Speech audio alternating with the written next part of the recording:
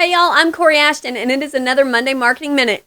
Today we're going to be looking at conversion on your website. Specifically, how many clicks does it take the user to complete the call to action on your website? Whether it's a checkout process, a sign up process, a click to call, what does it look like? What's the number one thing you want them to be doing on your website? I'm going to challenge you today to be certain that they can do it in 3 or fewer clicks. How do we do something like that? I'm going to show you some really cool examples today of improved user experience specifically around the world of conversion for your website.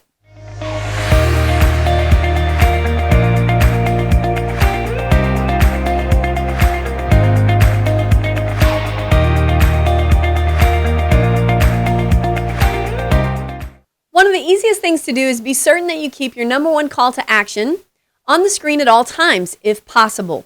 So you see here that we've got become a member in this example. But as you scroll down the page, you're going to notice I have a fixed header that stays with me. See the bar at the very top up here? This stays with me on the screen, keeping that become a member option right in the forefront.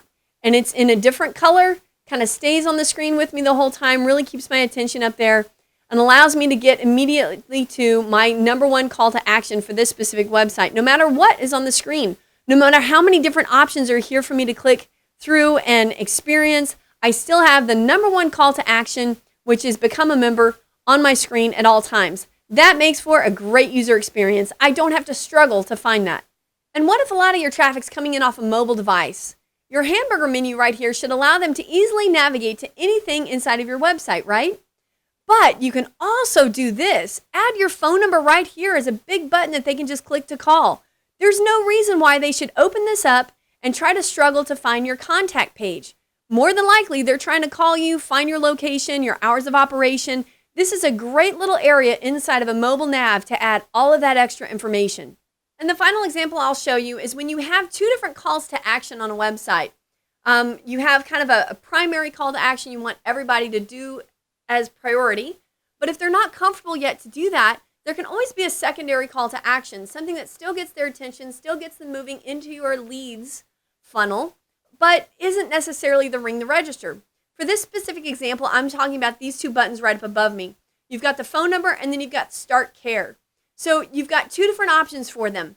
If they're really interested right now, they've already read through the website, maybe they're coming back as a return visitor, they're looking for that phone number, they're ready to talk to somebody. But if not, we want them to be able to feel like they can request information. So when they click on here, Start Care, it goes to Schedule a Free Assessment and allows people to easily and quickly fill out the form and click Submit. That's 2 clicks and I've rung my register. That's the type of user experience you want. You don't want them to have to fill out 20 different required fields and click Next and go through a whole huge form. You don't want them to struggle through that. You want them to easily and quickly be able to connect with you, whether it's through a phone number, whether it's through a form, whatever that looks like.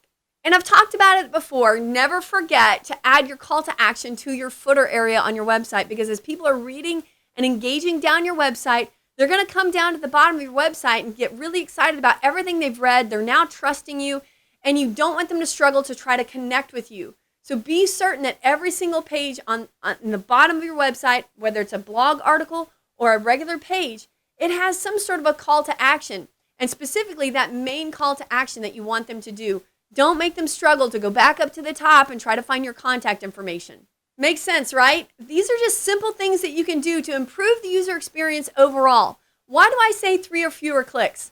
Y'all, the truth is we don't have the attention span. If we're having to click through and go click, click, click, find here, struggle there, we're going to get so frustrated, because I guarantee you your competition online is going to make it simple. So we need to do the same thing. I'm going to challenge you today. Go on your website. Count how many clicks it takes. If you get it in 3 or fewer, comment in the thread below. Let me know what your call to action is.